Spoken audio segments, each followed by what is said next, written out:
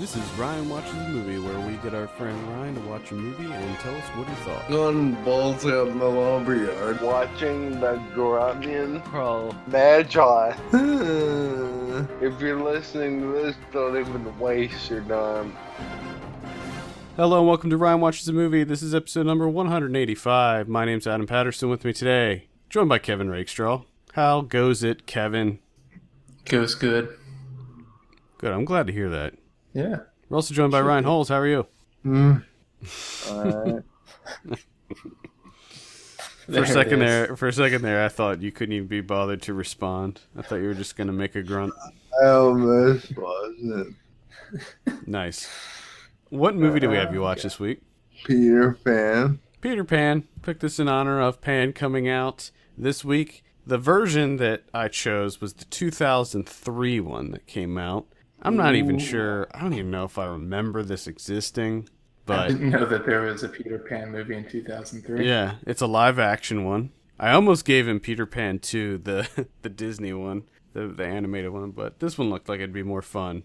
So this is directed by P.J. Hogan. I have a synopsis here. The Darling family children receive a visit from Peter Pan, who takes them to Neverland, where an ongoing war with the evil pirate Captain Hook is taking place. The stars: Jason Isaacs, Jeremy Sumpter, Rachel Hurd-Wood, Lynn Redgrave, Richard Byers, Olivia Williams, etc. Ryan, why don't you tell us a little bit about Peter Pan?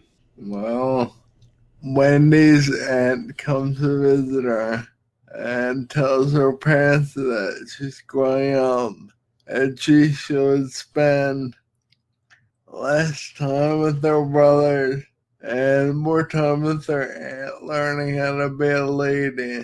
But in actuality, I think she's only like maybe 10, so she's not anywhere near grown up. But obviously, she doesn't like that idea. And Peter Pan's at her window one night, and he flies into the window. It kind of startles her, and she asks him if she can give him a kiss, but he doesn't know what that means What? because he's not allowed to fall in love. Let me just stop you there for just a moment. You wake up, you're in bed, you see someone staring at you from your window, and then you ask to kiss them. That's what you do. Yeah. There are minute things that happen. What did he do? Like, Just cut get his man. he showed her his wiener. Yeah, they start talking and they have like a 5-minute conversation. And then she springs the kissing thing. Yeah. Hmm. And he has no idea what it is, so she pretends that it's a thimble. And she gives him a thimble. And he asks her to get it back to, what is the land called? Neverland? Alright. I was thinking of Neverland right for some reason. But he asked her to go back to Neverland. And says that she can fly. And he sprinkles fairy dust on her. And also her brothers, because they're awake at this point. And tells them to think heavy thoughts. And they'll be able to fly. So they'll fly to Neverland. And they're hanging out in the cloud. And Peter Pan kind of throws his voice, and Kevin Hook hears him, and shoots a cannonball at the cloud, and ends up knocking the two brothers off knocks everyone off the cloud. And the two brothers fall into like a little body of water, and the Lost Boys discover them. And so the Lost Boys take everyone and Peter Pan take everyone back to their hideout. And there's a bunch of small things that happen that are between Wendy and Lou. It's basically Wendy learning about Captain Hook and about how he's evil and about how what he's trying to do. So eventually, towards the end of the movie, and I'm not saying much else about the middle part because this movie is 2 hours long. And it's like an hour of nothing. Like that hour, the movie will be just fine. But anyway, Captain Hook and Peter Pan end up fighting, and Captain Hook captures him and eventually kills him. But Wendy kisses him on the cheek and starts crying, and he comes back to life and kills Captain Hook with a large crocodile that incidentally ate Captain Hook's hand in the first place. And they get back to their normal lives. And Wendy never again sees Peter Pan. And that's it. Okay. So, what did you think of this? I hated it.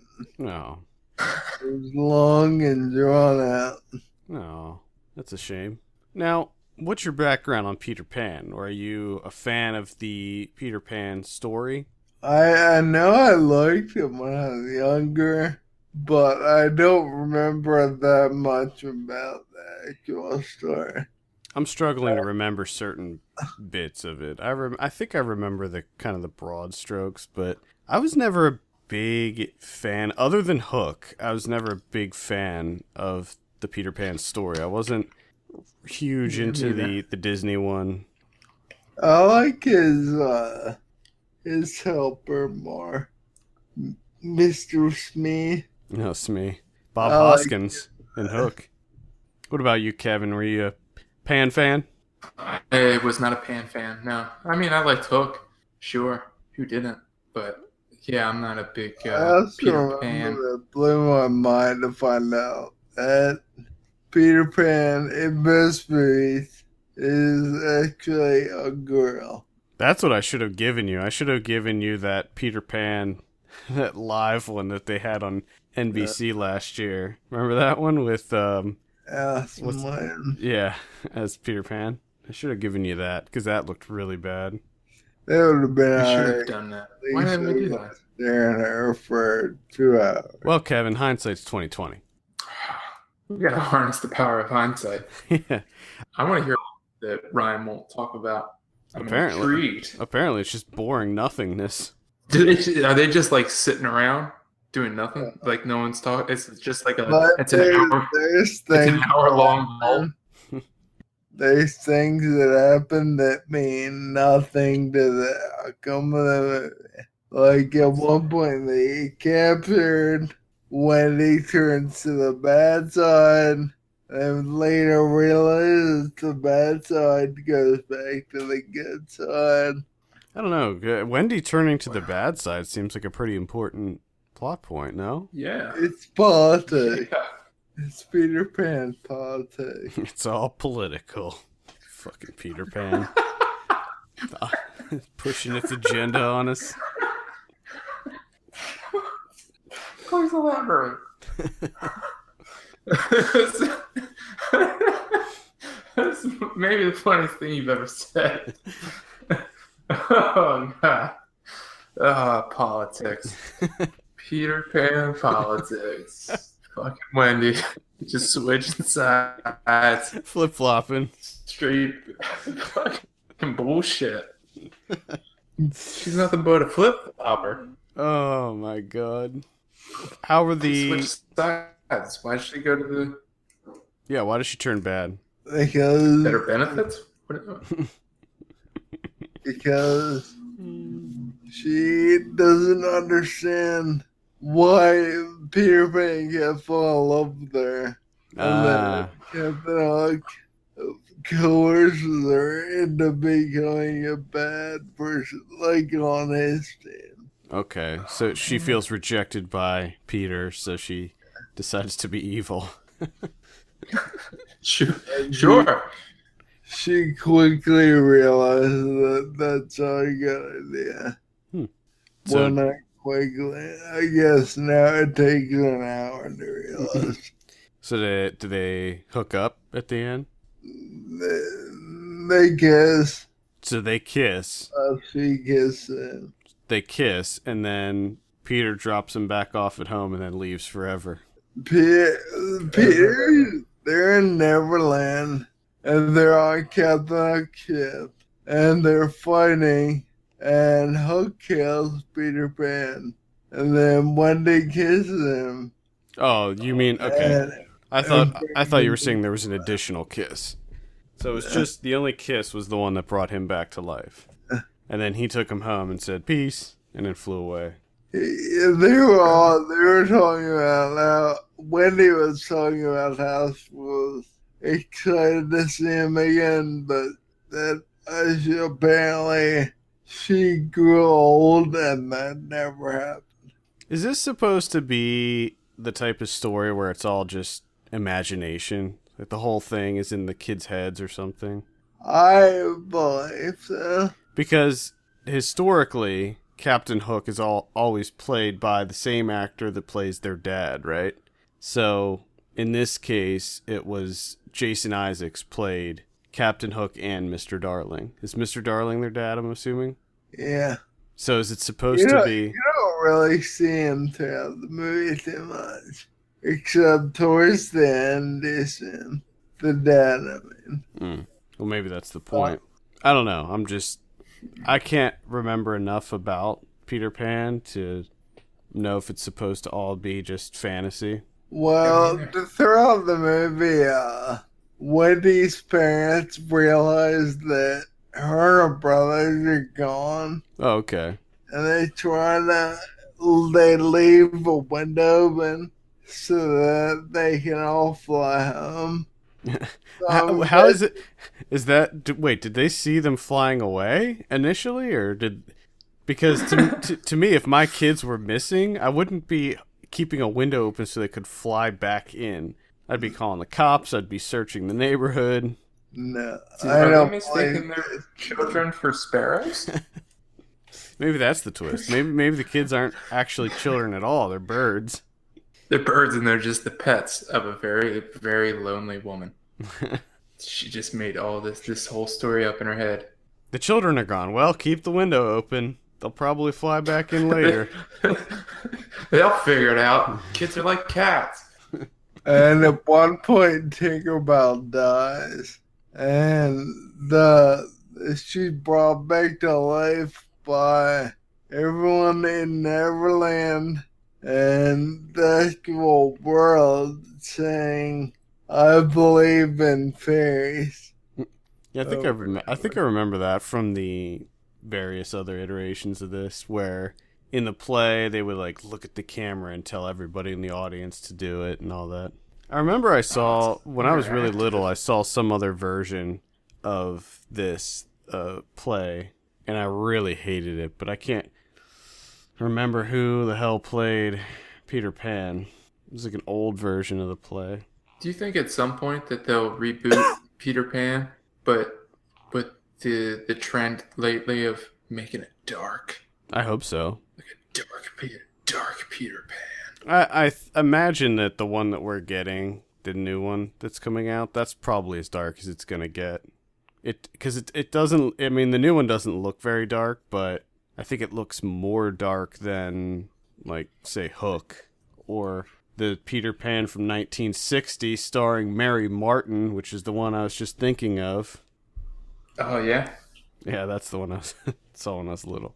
It's terrible.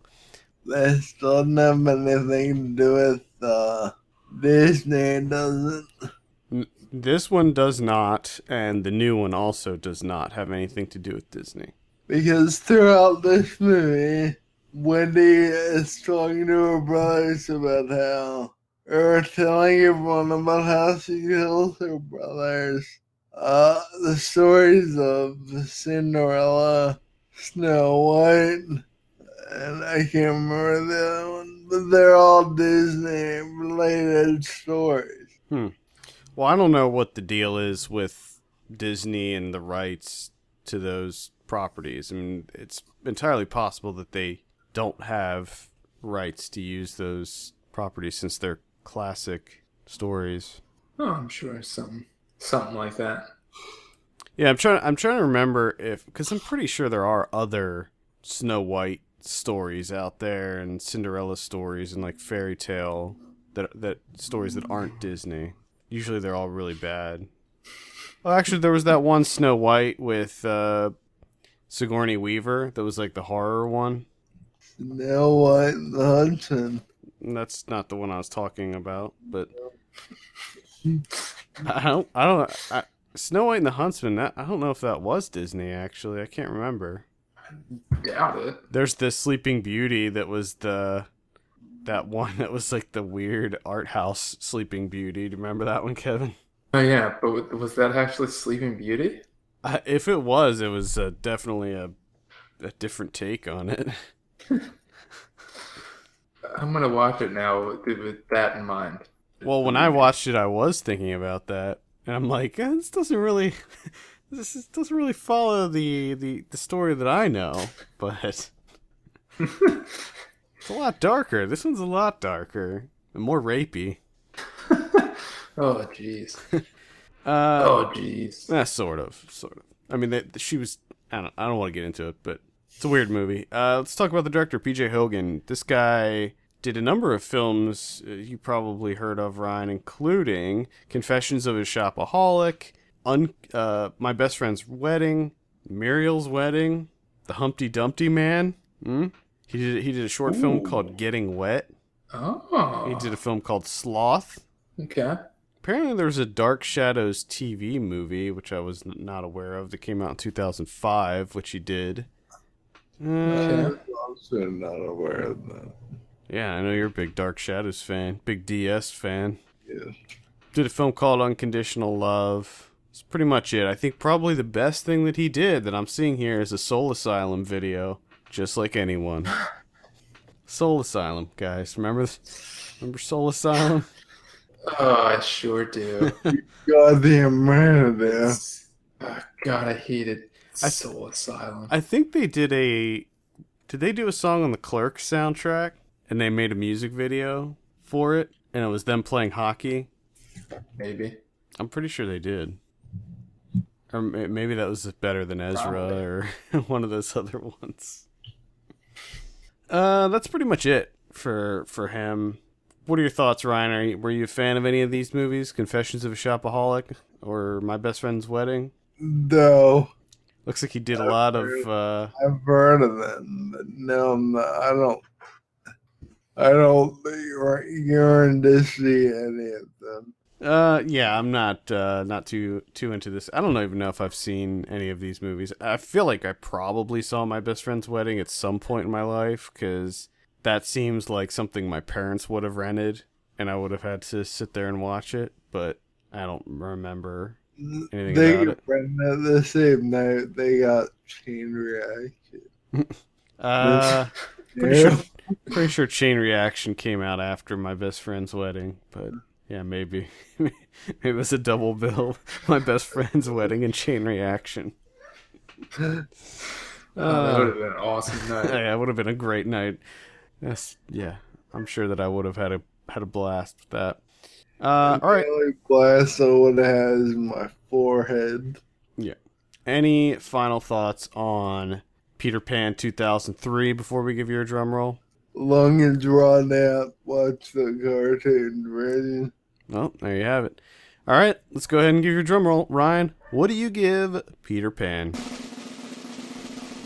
3. That's a 3 out of 10. Not great. What if it was less political? What if there was less politics, Ryan? There enjoyed it have more? to be way less like an hour less politics. Was this film like co-sponsored by the gun lobby or something? Is that what? I think that's what this was. Is that what it was? No. It's made by Big Shit. Tobacco. It delivers subliminal messaging. Damn. It did get a 77% on Rotten Tomatoes, so critics didn't hate it. Well, I did. So that's all that counts. Ryan says, fuck that noise. I hated it. Well, this also says people who like this movie also like Nanny McPhee, which got a 73%, and The Bridge to Terabithia, so that got an 85%. Oh, yeah. Yeah, it definitely doesn't look like something I'd be interested in. What do you think about the new Pan movie, Ryan? Are you interested in that? No, not really. Kevin? What? Although I'm going to Disney World in like 2 weeks. I'm kind of Oh, shit. excited to get back on this Disney trip. Cool. You gonna watch some Disney movies? Gonna watch, Yeah, but I started out with this and I let me down. Yeah, this isn't Disney, though. No. Aladdin comes out on Diamond Edition Blu-ray next week. I'm pretty excited about that. I'm more excited about that than Peter Pan. The Aladdin? I actually have it. I got a copy of it in for review, and I haven't watched it yet, but the only thing, the special features on it, I'll just give a little bit away of my review. The special features are not great. But it's the Diamond Edition. Yeah, I don't know why they keep doing that, because we get all the Disney stuff, and we got 101 Dalmatians, the Diamond Edition, and I was like excited because that's one of my favorite Disney movies, and the special features on that were just so lame. Oh my god, all the special features were hosted by the one kid from that Descendants show on the Disney Channel, and it was just so terrible. No. And the Aladdin one, the special features are really sparse. There's like one thing that has deleted jokes, which I'm interested in, from Robin Williams, and then the other one is like how they made the Broadway version of Aladdin. I hope they're hosted by DJ Tanner's boyfriend. Yeah, could be. I don't know. Anyway, I'm not too interested in this new Pan one either. My girlfriend really is for some reason. Really? I just saw my first trailer for this. It just looks boring and generic to me. Oh, yeah, it does. Boring and generic. It's just people yelling and flying around. Yeah, like visually, it doesn't. I don't need that in my life. I don't need flying around and yelling. I will say that Hugh Jackman is almost unrecognizable in it. So Pretty much, yeah. this Blackbeard, like I don't So can't worked. recognize him at all. But work over there. I don't need all the goddamn politics. I'll skim it. Ryan is sick and tired of Neverland politics. Neverland. That place is fucking Oh shithole. my god. So the new Pan has a 38% right now on Rotten Tomatoes. Obviously, that'll change by the end of the weekend. But yeah, not too excited for this one. It is directed by Joe Wright, who he did some solid movies. He did a lot of ones that you love, Kevin. Like you love these. You love Joe Wright so much. Pride and Prejudice, Atonement, Anna Karenina. Atonement was good. Anna Karenina was alright. I didn't know this was Joe Wright. Yeah, he did Hannah, which Joe. I liked a lot. Yeah, I like Joe Wright. But I'm still not going to watch Pan. No, I have no interest. I got no interest in the Pan. no, me neither. Me neither. All right, any final thoughts, Ryan, before we close down? Nope. Nope. All right, that'll do it. Thank you so much for listening. Please send us your questions and topics to podcast@filmpulse.net. Follow us on Twitter @FilmPulseNet, @FilmPulseKevin, and @MyLegsDon'tWork. And if you have a minute, take a look at our Patreon page at patreon.com/FilmPulse and consider subscribing for as little as $1 per month. We appreciate that so very much. For Ryan Holes and Kevin Rakestraw, my name's Adam Patterson. We'll see you on Monday.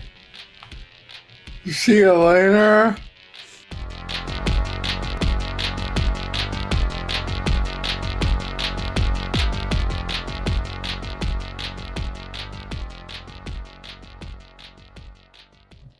Ooh, Tony Collette.